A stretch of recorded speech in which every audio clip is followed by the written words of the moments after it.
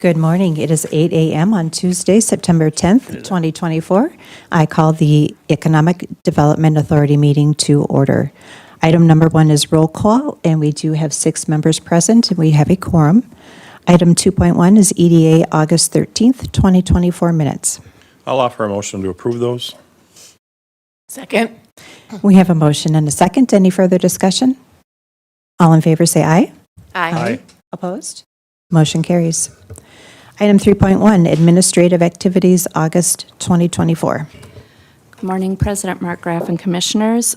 You have the report in your packet. I just have a few items to highlight for you this month. Under the Public Housing Program, note that the solar panel installation has been completed now on all of the public housing properties, and the state electrical inspections are scheduled for next week.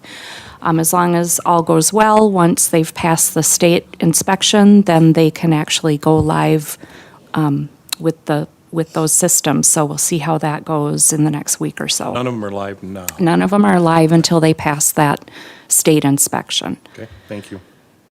And note under the rental property report, update on the EDA lot sale. The 3 lots on North Broadway have a sale pending. We're in the process of moving the house that's located at 320 North Broadway onto a lot on 10th North Minnesota Street. The garage has been moved. It hasn't been set on the foundation yet, but it's moved to the new location. And the house is scheduled to be moved the week of the 23rd. And then we will close on the sale once that's happened. So late September should be closing on that sale. Those were the only 2 items I wanted to highlight for you, but I'm happy to take any questions if there are any.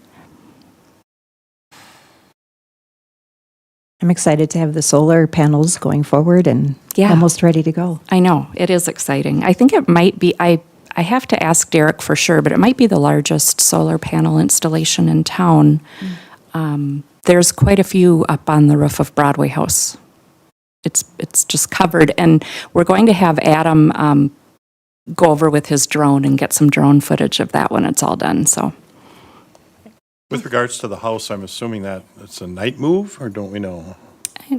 A night move, I don't know. When they During moved regular the, business hours. when they moved the garage, they closed Minnesota Street. They so people wouldn't park on the street to Right. allow the room for them to get through with the garage.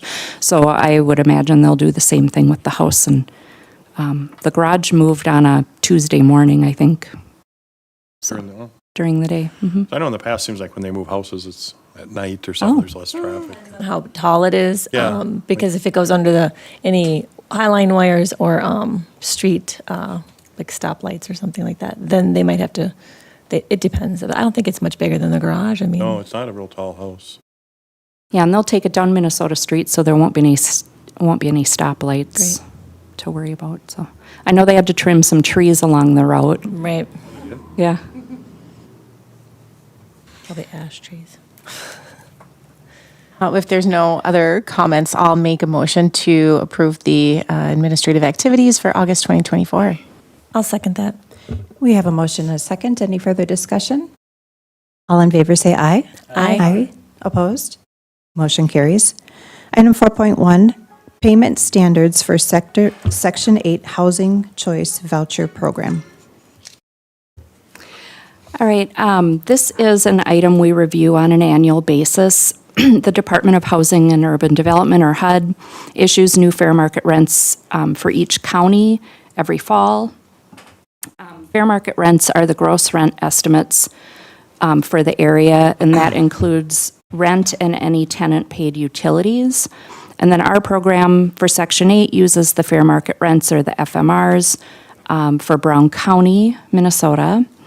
You can see the new fair market rents that have been set by the federal government are for an efficiency or studio apartment, $640, a 1-bedroom, $711, a 2-bedroom, $933, a 3-bedroom, $1,140, and a 4-bedroom, $1,567.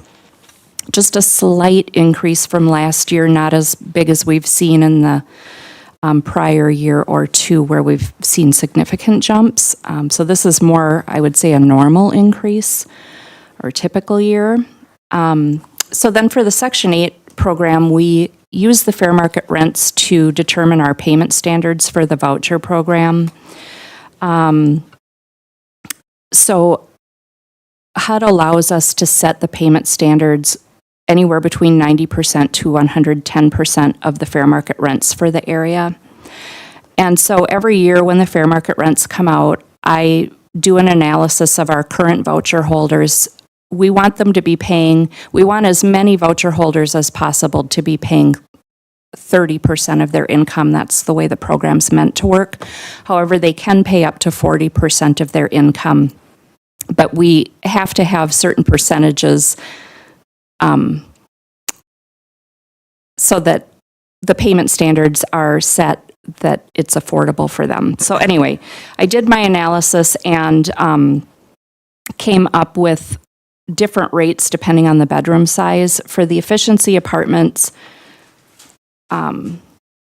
we have a few on the program that are in an efficiency unit. They're all at Sunset Apartments, and their efficiency unit rent is $299, and they don't pay any utilities. So just leaving that at 100% of the FMR is just fine, more than fine. I could have gone to 90% on that, but I just left it at 100%. For the 1 and 2 bedrooms, I do feel we need to go to the maximum 110% of the FMRs to keep those units affordable, and that's where the majority of our voucher holders are. Because we issue vouchers 1 bedroom per 2 people, that's going to be your 1 and 2 person households are going to be in a 1 bedroom voucher size, and 3 and 4 person households are in a 2 bedroom. We have a few households in the 3 bedroom. We have no households in the 4 bedroom at this time. So in order to keep those 1 and 2 bedroom vouchers and the people on the program close to that 30%, I did need to go all the way to 110%. The 3 bedroom, we're okay at 103% of the FMR, and I did the same for the 4 bedroom as well. So a long explanation, but after doing an analysis of our program, that's where they need to be for us to be in that 30% of the income, with a few in that 40% range. And when I went to the 110% on the 3 and 4 bedroom, it didn't change anything for the ones that are in that higher range. So I didn't want to go all the way to 110% on those.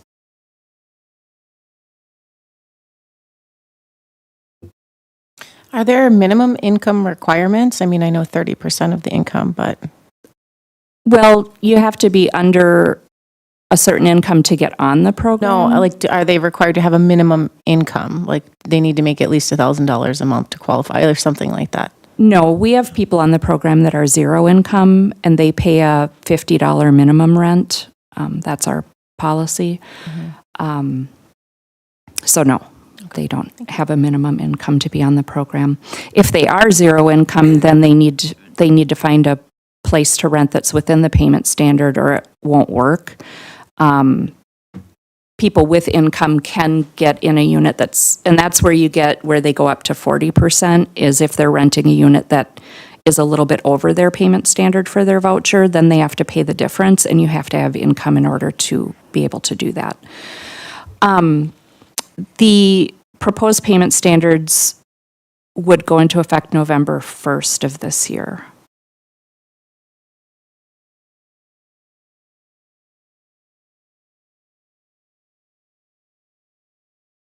Okay, if no other questions, I'll offer a motion to approve the payment standards for Section 8 Housing Choice Voucher Program. I'll second that motion.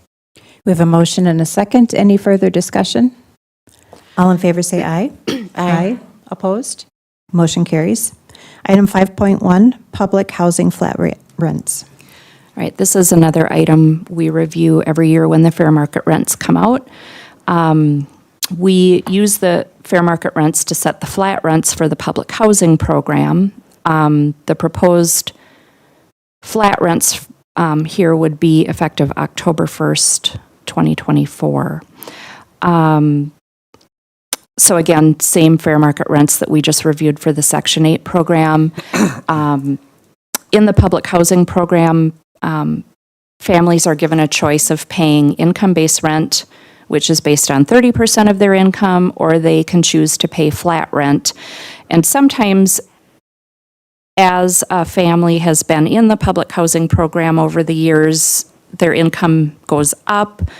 Ideally, that's what we hope. And then their income-based rent might actually be higher than the flat rent. So the flat rent kind of caps, if they choose flat rent, it kind of caps their payment at that amount rather than paying the higher rent based on their income. So they're given the choice between those two every year at their annual recertification.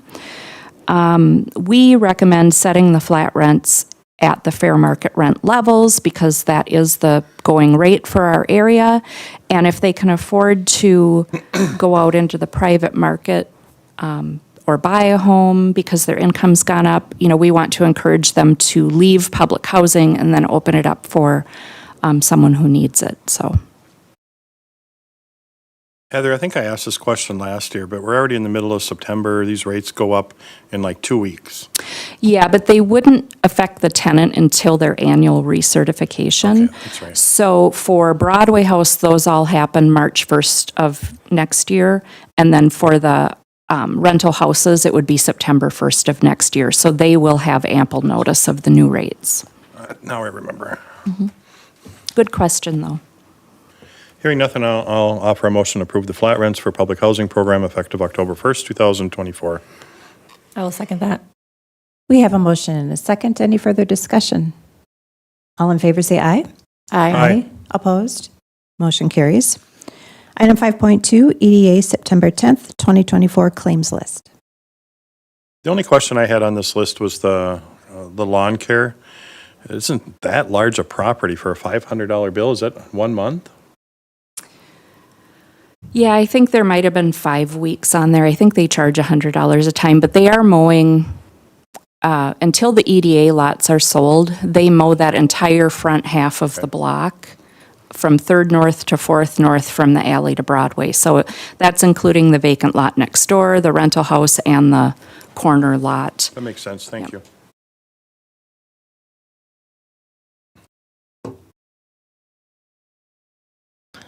With no questions, I will offer a motion to approve the EDA September 10th, 2024 claims list.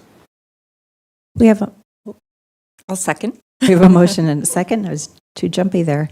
All in, any questions? All in favor say aye. Aye. Opposed, same sign. Motion carries. Item 6.1, approve the 2025 EDA budget.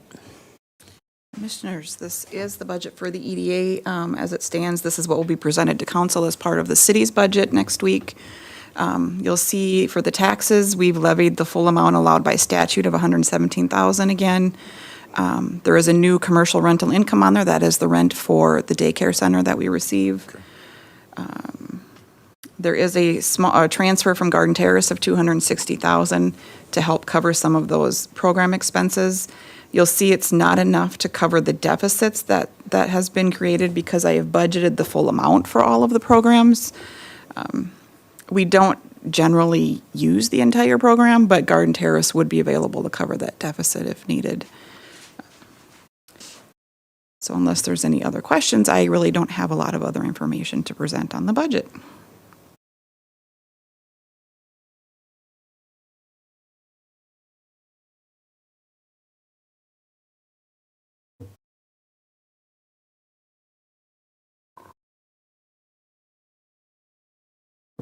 I had asked beforehand, but just for everyone, the miscellaneous of $320,000, what does that cover? That is the loan programs, basically. So that assumes we would fund all of the loan programs in their full amount that year, that they would be used completely, Okay. which they generally aren't. And we probably won't need that entire amount because we'll carry over from this year. But until we get farther into this year, it's hard to know what that amount will be for that carryover.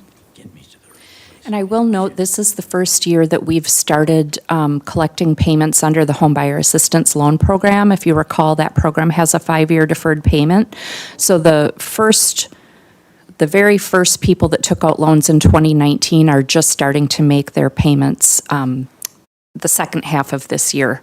So that will help, that we won't need to fully fund that program going forward. It'll start to be a revolving loan program like the others.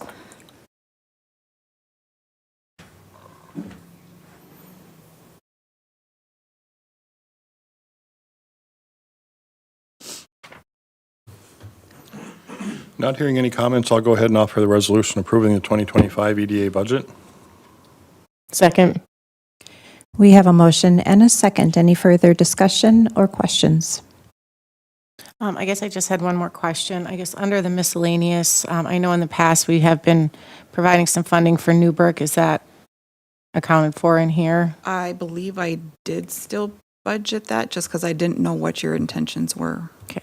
with that funding. You did or you did not? I'm trying I to saw remember. something under We did. contractor. Yeah. Yep, or no, that's the grants. Yes, Or it's still there consultant? under contractual services. Okay. yes. Yeah. Okay. Just curious on that. No other comments? We have a motion and a second. All in favor, say aye. Aye. It's a resolution. Sorry, it's a resolution. Director Bregel, please call the roll. All right, Commissioner Berg, Yes. Commissioner Kalk, Yes. Commissioner Betker, Yes. Commissioner Schultz. Yes. Commissioner Henn, Yes. President Markgraf. Yes, that resolution carries. Item 7.1, Economic Development Activity Report.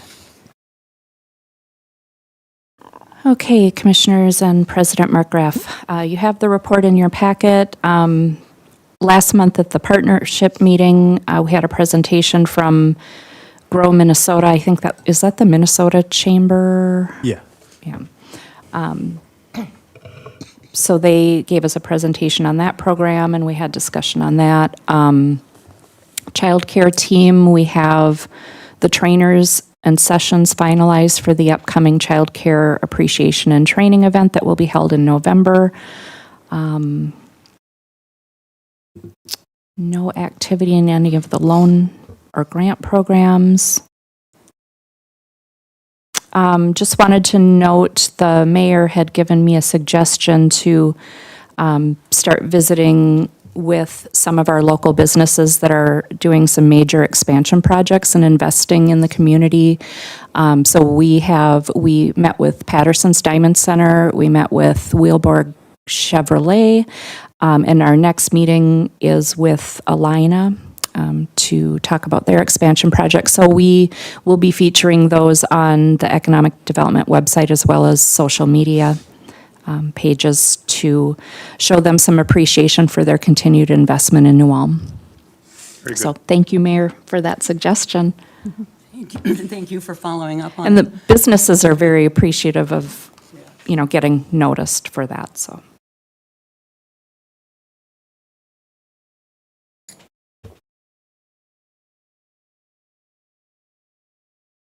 I'll offer a motion to accept the Economic Development Activity Report for August of 2024.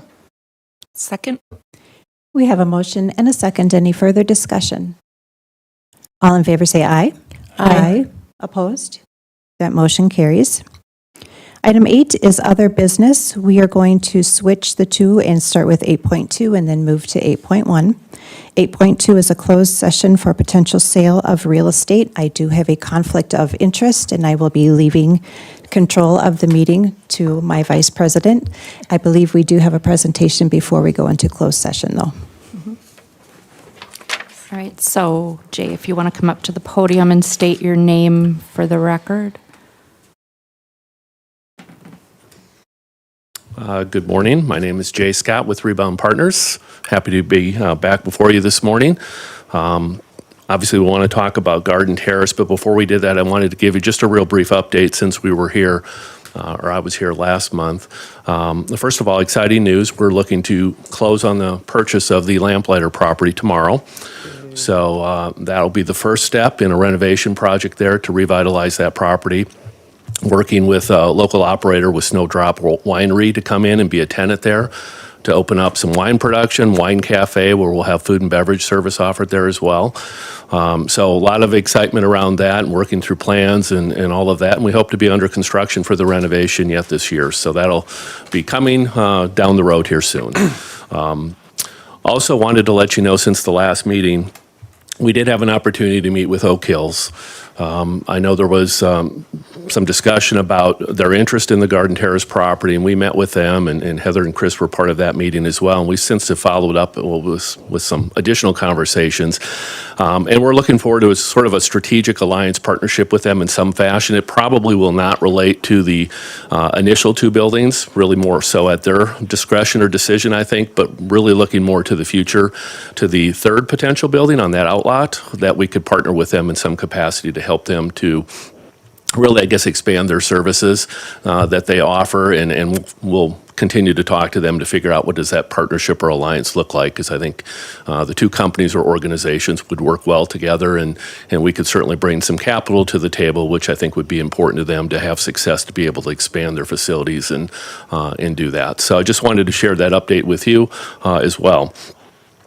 So for Garden Terrace, really what, I'm here this morning is to seek really your authorization to staff to move forward with the negotiation of a purchase agreement for the EDA to sell that property to Rebound Partners.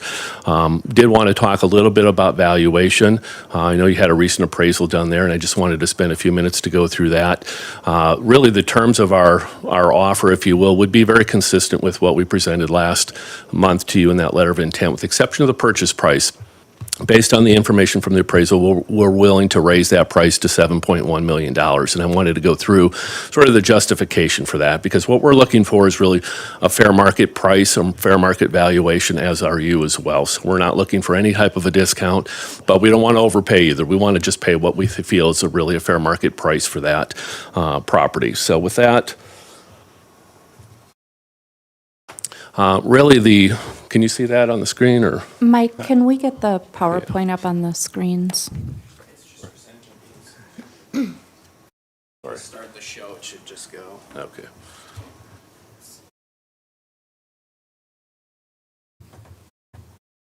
All right, thank you. Okay. So the appraiser, again, you probably had an opportunity to review the appraisal, so I won't go into a lot of detail, but I just wanted to walk through a couple of points. He used two different valuation techniques. One would be a sales comparison technique approach. The second would be an income approach. So to speak to the sales comparison approach, first of all, they use 10 comparable sales within the area. And to do that, they typically try to figure out, well, what's the sales price divided by the number of units, and they come up with a per unit value. The average per unit value of those tenant sales was $60,000 per unit. The highest purchase price was $80,000 per unit on a recent sale in Mankato. That's probably where we should be on this property too. So our purchase price at 7.1 is actually higher than an $80,000 per unit on the Garden Terrace, and I feel that would be a fair approach. He did make some assumptions using a property sale back in 2021 in New Ulm that was higher than that to kind of lift that value up a little bit. But as you all know, interest rate environment was completely different in 2021, and values of properties were completely different than what we're facing today, with interest rates being significantly higher. So I don't know that that's really a fair assumption to incorporate a sale in a prior period when valuations and interest rates were really in a completely different environment. The second component is the income approach. And this is really the most common approach used in the industry when we purchase properties, when we sell properties, when we work with lenders and underwriting or valuing properties. And they basically come up with an income for the property and divide it by what we call the capitalization rate, right? And the cap rate is really nothing more than, if we purchase the property, the income generated from that property, that's the return we would get on our cash investment if we purchase that property for all cash. So the appraiser's using a 7% cap rate. I think that's a fair cap rate for the market, so I don't have any issues with that. That would generate, in essence, a 7% return on our investment if we purchase the property for 100% cash. So that seems to be a fair rate. But I do have a little bit of concern just with the valuation when it comes down to the income component of that. And I just wanted to express that to you or share that with you so you could see how we're justifying our valuation as well.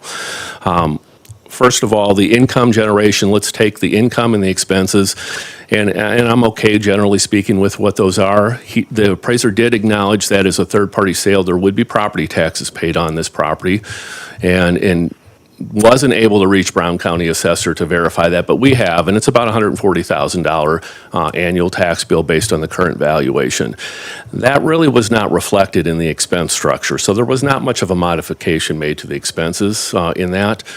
So that's one, I'll call it somewhat flaw, if you will, in the evaluation process. I think there should have probably been more of a recognition for the increased expenses associated with the property taxes that we would encounter. The second piece is typically when you value these properties, you have a vacancy factor applied to your net operating income. Very customary in the industry, lenders, buyers, sellers all use this. It's typically 5%. So what I want to do, if you look at the screen here, if we make the assumption we're not going to modify the expenses and we're just going to take it for face value where the appraiser was on the expenses, and we utilize the 7% cap rate that the appraiser applied, but we do a reduction, it's about $55,000 in that second column, as you can see at the top, off of the net income, reflecting the 5% vacancy, which again is very market standard.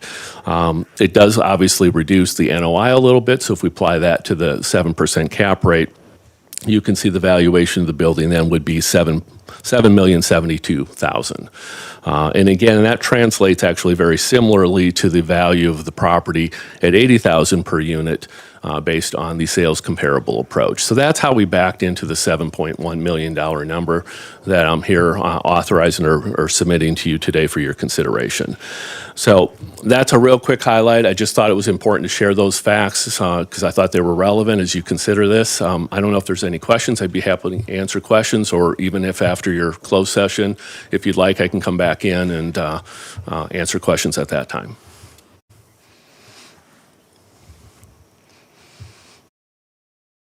Nothing now? I think that's it. Thank you. Okay, well, thank you so much for your consideration. We appreciate it. We're looking forward to working with you and hopefully partnering with you on this transaction, but also looking at other opportunities in the market too. We're really excited about New Ulm and the potential that your community has, and we want to be a partner with you to reinvest capital and resources in this community to help you increase some of or meet some of the needs, I should say, that you have in the community. So thank you for your time. Thank you. All right, with that, the New Ulm Economic Development Authority will go into closed session to develop or consider offers or counteroffers for the purchase of the sale of real or personal property located at 1001 and 1021 North Garden Street. The vacant lot identified by parcel number 001.570.178.004.90. This is an exception to the open meeting law pursuant to Minnesota Statute 13D.05, Subdivision 3C3, and 13D.01, Subdivision 3, to discuss the potential purchase or sale of real estate property.